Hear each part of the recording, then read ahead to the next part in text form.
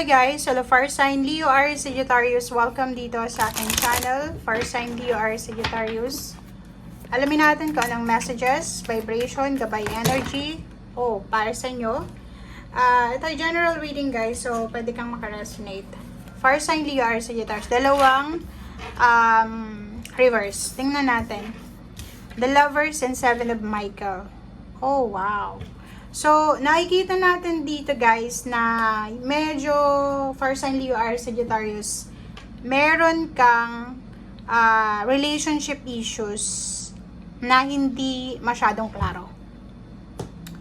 Okay, so lover siya, reverse. So, ibig sabihin, may mga issues ka sa family, sa friends, or sa intimate relationship mo na hindi ka sigurado. Okay? So, kailangan mo pag-isipang mabuti.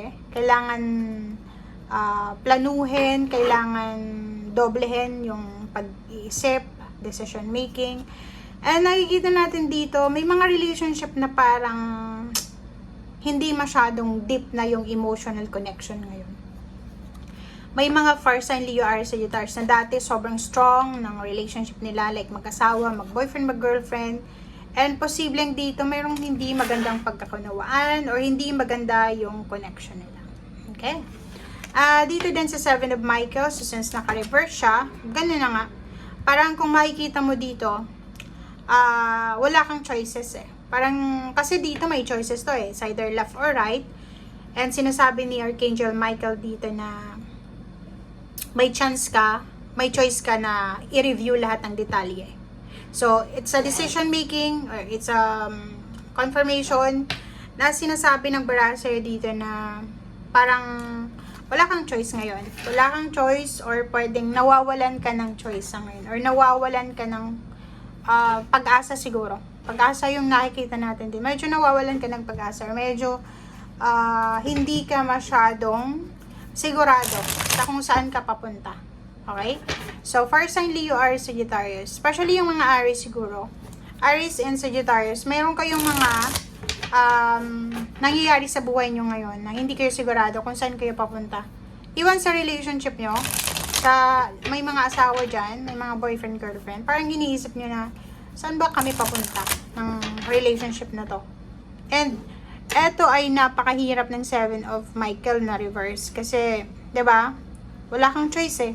Kailangan mo lang sumunod sa flow of life, 'di ba? So, kung dati ay ang dami-dami mong choices, kung dati ay sobrang free ka sa mga choices mo, sa decision making, ngayon parang wala eh. Parang iniisip mo wala. Kung ano lang yung sasabihin sa'yo ng tadhana, yun lang yung gagawin. Parang ganun yung pakiramdam. Comment down below if you resonated.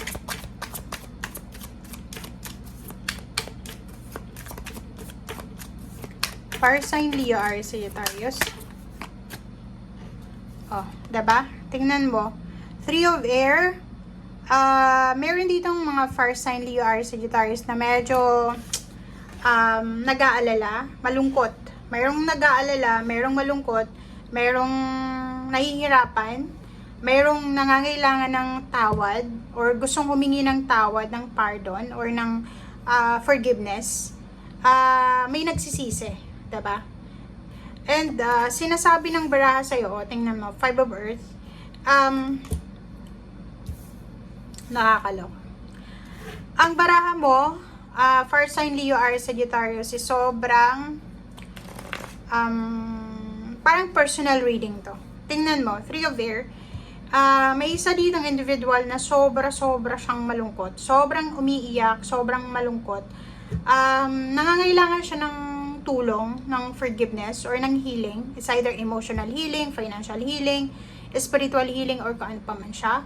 And, alam mo yung dahilan, hindi siya, same din dito eh. Diba? Sa Seven of Michael, etong free will. Wala siyang free will ngayon eh. Confused siya, pinagdududahan niya yung sarili niya. Nawawalan na siya ng pag-asa. Diba? Umiiyak. Comment down below yung umiiyak dyan na Fire Sign Leo Aries Sagittarius dahil kulang sa pera, nag-aalala sa pera, kailangan ng tulong ng pera, sobrang problemado sa pera, may emotional problems, meron ditong confused yung pakaramdam, mayroong ditong mga first sign Leo or Sagittarius na walang freedom. Parang kahit anong gawin nyo, pakiramdam nyo wala kayong choice eh. 'Di ba? Yung choices yung nawala sa inyo dito. Comment down below guys if you're resonated. Okay.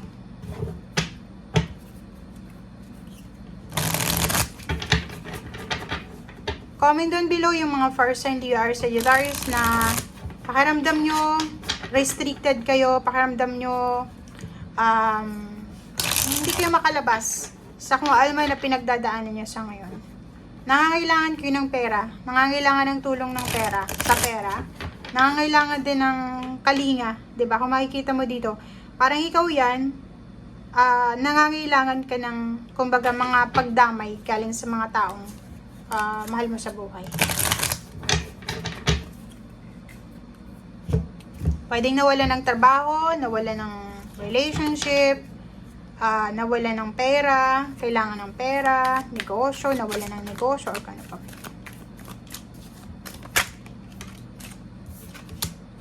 Okay, so yun na nga. Page of Cups and Ten of Pentacles. So, nakikita natin dito guys na may parang milagro. Okay, milagro. O, tingnan mo.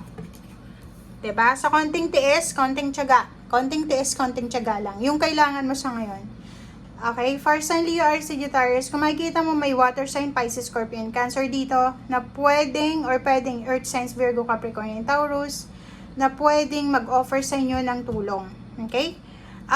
Yung confusion mo, kasi itong Two of Swords na to, sobrang confused ka eh. Diba? Hindi mo alam kung sino yung lalapitan mo, or ano ba yung gagawin mo, saan ka ba kukuha ng malaking halagang pera. Kasi financially, ang nakikita ko sa inyo dito, lump sum of money yung kailangan nyo dito. It's either 100,000 or pwedeng million, ganun yung sinasabi ng baraha.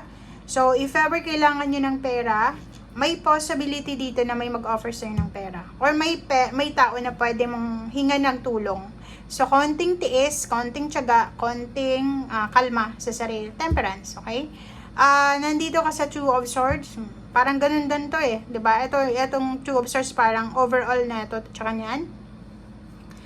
Sabi ng baraha sa'yo na huwag kang mag-alala. Kasi parating na ang tulong. Konting tiis, konting tiyaga. So, huwag kang masyadong mawala ng pag-asa. Nakikita ko sir dito, yung judgment na to is parang yan, wala eh.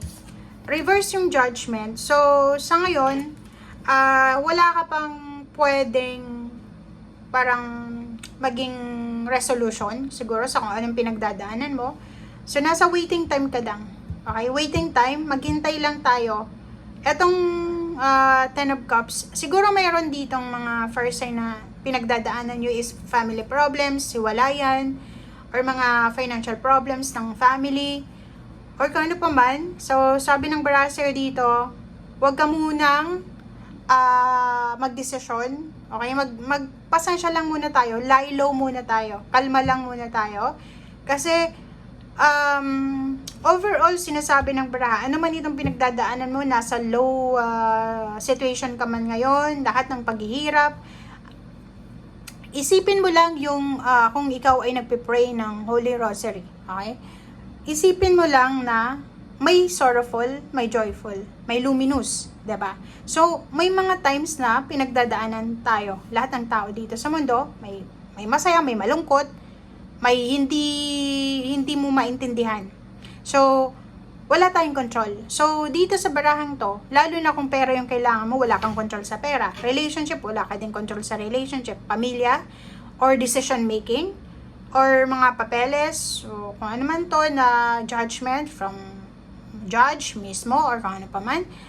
Sinasabi ng baraha sa'yo dito, wag kang mag-alala, magpasensya ka muna. Kasi, etong inaalala mong happy family na to, kasi parang nagsisisi ka, kung ano pa man, gusto mong ma-attain to na happy family, sinasabi ng baraha, pasensya lang yung kailangan mo. Kasi parating na eh. Parating na yung good result, 'di ba? Lump sum of money, may mag-offer sa'yo. Masayang pamilya, babalik ulit sa masayang pamilya, yung pamilya mo. So, huwag kang mag-alala. And sa ilalim na ito, merong Knight of Pentacles na sinasabi na may parating kang pera. Okay? So, sa ngayon, ito din sunod niya, oh. Diba? Sa ngayon, sinasabi ng baraha sa'yo dito na maghintay muna tayo. Be positive, oh.